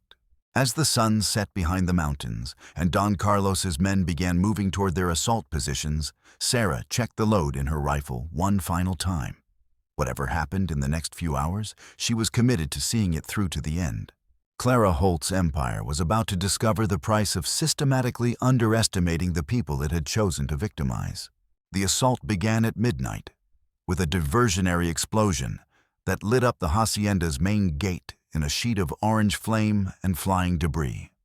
Don Carlos's men had used mining charges to create a breach that looked like the result of dynamite or artillery drawing defenders toward what appeared to be the primary attack. While machine gun fire erupted from the compound's towers and rifles cracked from positions along the walls, Sarah and Nokomis followed Don Carlos's grandson through a drainage tunnel that emerged inside the hacienda's stables. The passage was narrow and partially collapsed, requiring them to crawl on hands and knees through sections that were barely wide enough for human bodies. When they finally emerged into the stable complex, they found themselves in the middle of organized chaos. Guards were running toward defensive positions, horses were screaming and rearing at their tethers, and orders were being shouted in multiple languages as Clara's mixed force of American gunfighters and Mexican bandits tried to coordinate their response to the unexpected attack. The main house was a massive structure built around a central courtyard with thick walls and small windows that had been designed to provide both comfort and security. According to the intelligence they had gathered, Clara would be using the building's strongest room as her command center, probably the old treasury that had been built into the structure's foundation during the Spanish colonial period. Getting there meant crossing open ground under fire, infiltrating a building full of armed men, and locating a specific room in a structure they had never seen before.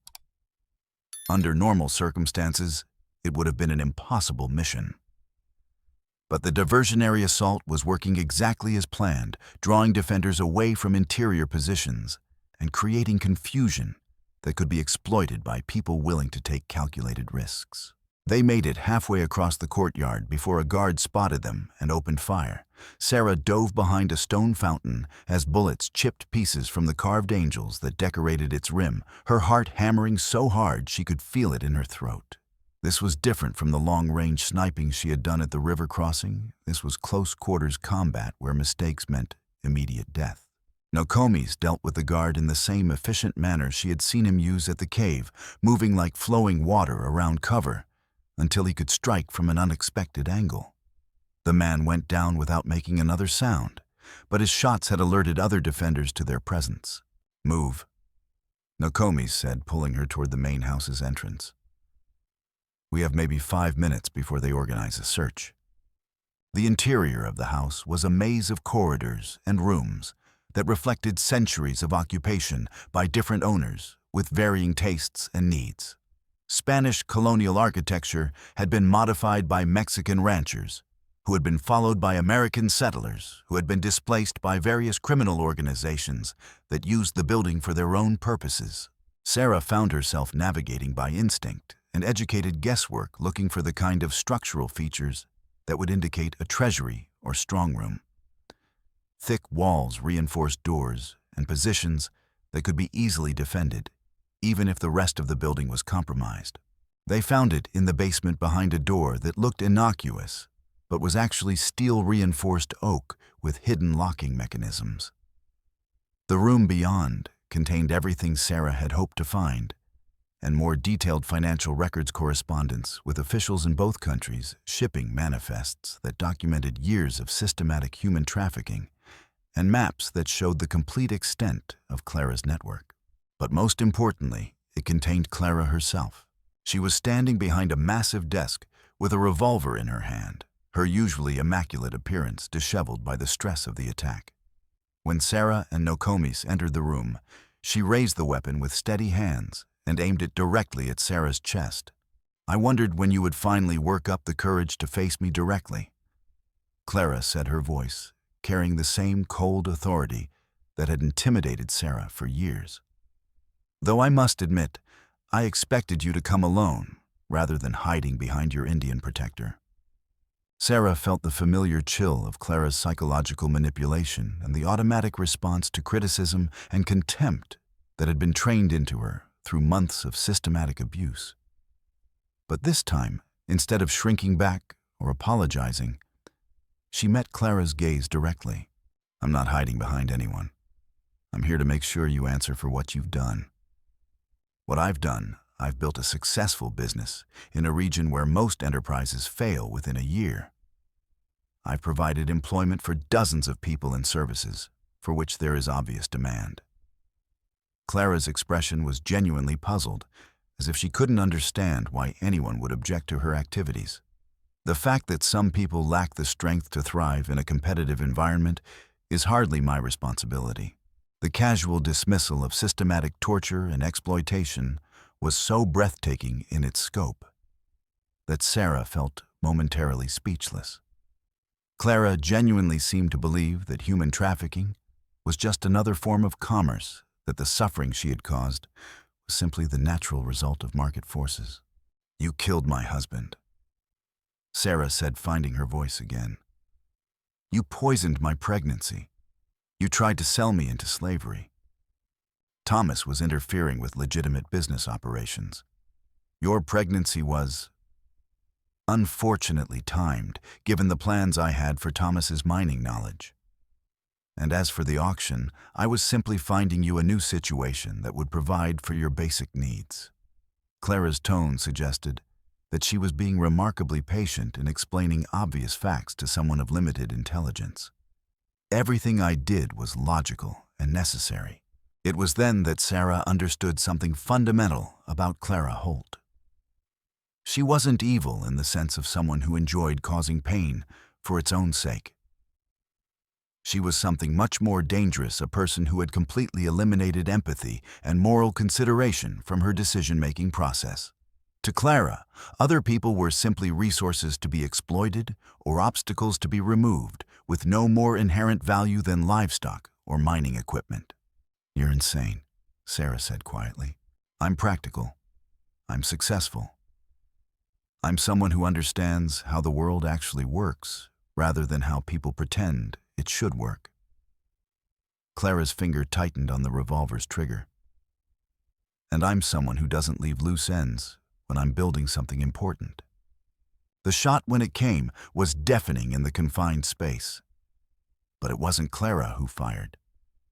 Nokomis had used Sarah's distraction to position himself for a clear shot, and his bullet took Clara center mass, spinning her around and sending her revolver clattering across the stone floor. She collapsed behind the desk, blood spreading across her white dress in an expanding stain that seemed to pool around her like spilled ink. For a moment, Sarah thought she was dead, but then Clara's eyes opened and fixed on Sarah's face with burning intensity. "You think this ends it?" Clara whispered, blood frothing at the corners of her mouth. "You think killing me destroys what I built? There are others, Sarah. People with more money, more influence, more vision than I ever had. The network will continue because there's too much profit involved for it to simply disappear."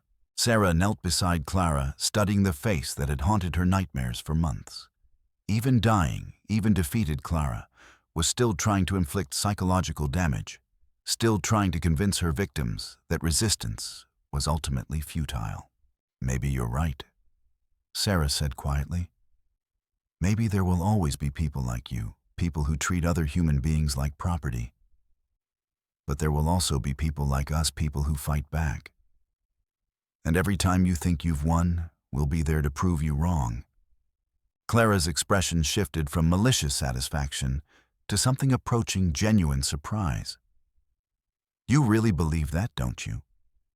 You really think individual resistance can overcome systematic advantage?"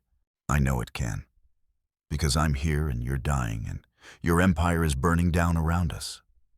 Sarah stood looking down at the woman who had tried to destroy her life. "That's not systematic advantage. That's justice." Clara tried to speak again, but the words came out as a bloody cough that shook her entire body. When the spasm passed, her eyes had gone glassy and unfocused. She died without saying anything else, her face frozen in an expression of baffled disbelief. Sarah stared at the body for a long moment, waiting to feel something, satisfaction, relief, closure. Instead, she felt mostly empty, as if something that had been driving her for months had suddenly disappeared, leaving behind a space that she wasn't sure how to fill.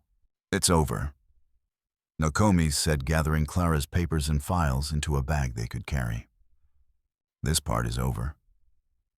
Sarah replied, taking one last look around the room where Clara had planned so much systematic misery. But she was right about one thing. There will be others, and there will be people to stop them.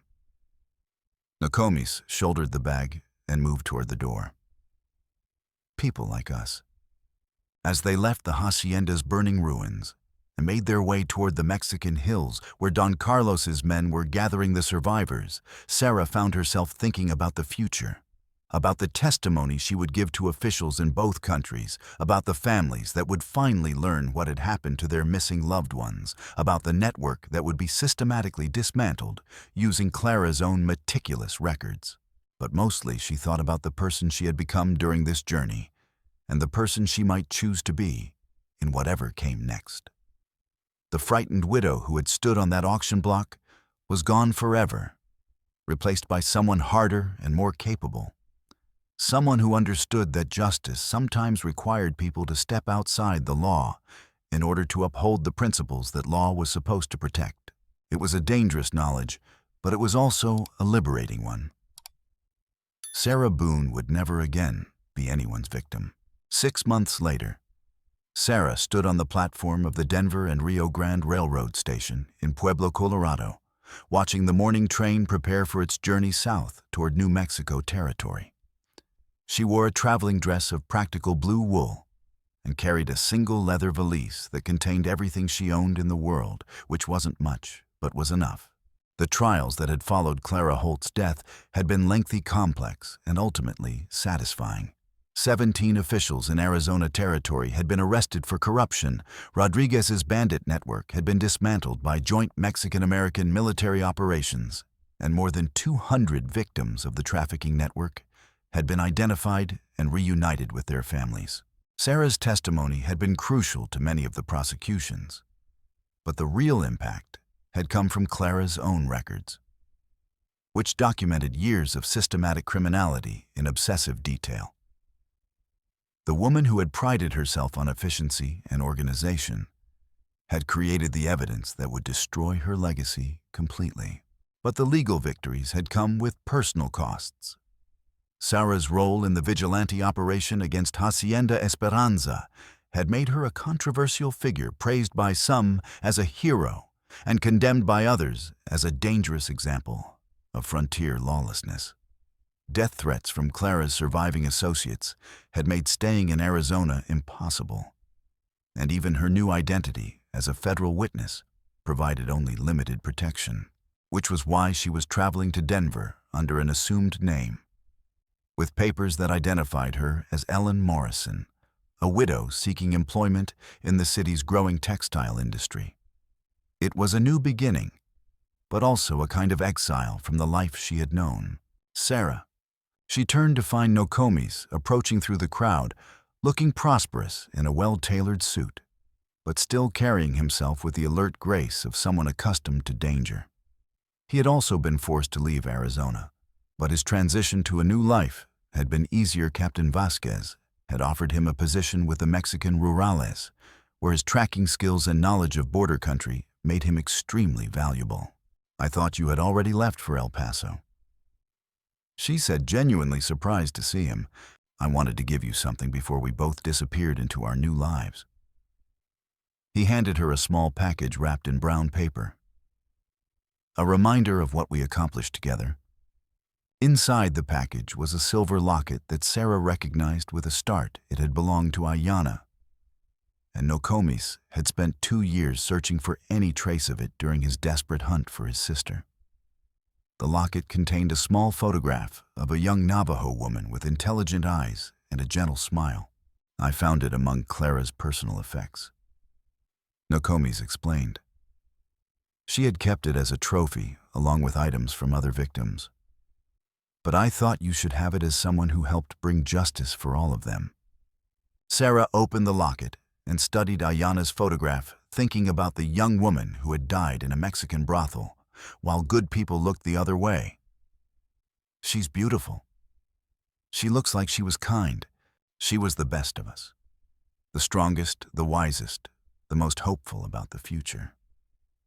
Nokomis' voice carried a weight of grief that would probably never completely heal. "But she would have approved of what we did. She always believed that people should stand up for each other when it mattered." The train whistle blew, announcing final boarding for passengers traveling north. Sarah closed the locket and fastened it around her neck, feeling the weight of it against her chest, like a physical reminder of responsibility and purpose. "What will you do in Denver?" Nokomis asked. "Find work, build a new life, try to help people when I can." Sarah paused, considering how much of her plans she wanted to share. There are organizations in the city that work with victims of violence and exploitation. I have experience that might be useful to them. It was a carefully neutral way of describing her intentions. But Nokomis understood what she was really saying. The war against people like Clara Holt would continue, fought by different methods in different places, but with the same fundamental goal of protecting the vulnerable from systematic predation. "Be careful," he said. "There are more of them than we stopped, and some of them will be smarter than Clara was." "I know. But there are also more people like us than they expect. People who won't stand by while innocents suffer." Sarah picked up her valise as the conductor called for final boarding. "What about you? Will the rurales keep you busy enough?" "For a while. But I suspect there will be other opportunities to make a difference." Nokomis smiled, and it was the expression of someone who had found peace with his past and purpose for his future. The border is a big place with many people who need help. They shook hands formally like business associates concluding a successful partnership, but Sarah could see in his eyes the same recognition she felt herself. They had been changed by their experiences together, forged into something harder and more capable than either had been alone. Whatever came next, they would face it with the knowledge that they had stood up to systematic evil and emerged victorious.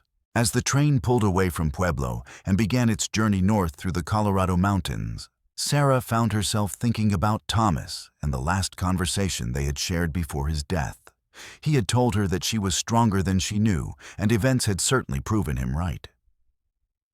But more than that, he had seen something in her that she was only beginning to understand herself, a capacity for justice that didn't depend on external authority or institutional approval. The old Sarah would have been horrified by the person she had become during those weeks in the desert. But the new Sarah, the one who wore Ayana's locket and carried the memory of 43 rescued slaves, understood that sometimes survival and justice required people to become more than they had ever imagined possible. As the train climbed into the mountains and the high desert fell away behind her, Sarah opened Ayana's locket one more time and studied the photograph of the young woman whose death had helped set everything in motion. She made a silent promise to the memory of someone she had never met, but who had taught her something fundamental about courage and commitment. There would always be people like Clara Holt in the world, people who treated others as property and justified systematic cruelty through appeals to efficiency and profit. But there would also be people willing to fight back, people who understood that some things were worth risking everything to defend. Sarah Boone, or Ellen Morrison as she would be known in Denver, was one of those people now. And she was ready for whatever came next. The train whistle echoed off the mountain walls as it carried her toward a new life and new opportunities to make the kind of difference that really mattered. Behind her, the desert stretched endlessly toward Mexico, where Captain Vasquez and Nokomis were working to build a more just world, one rescued victim at a time. It was, she reflected, a pretty good beginning,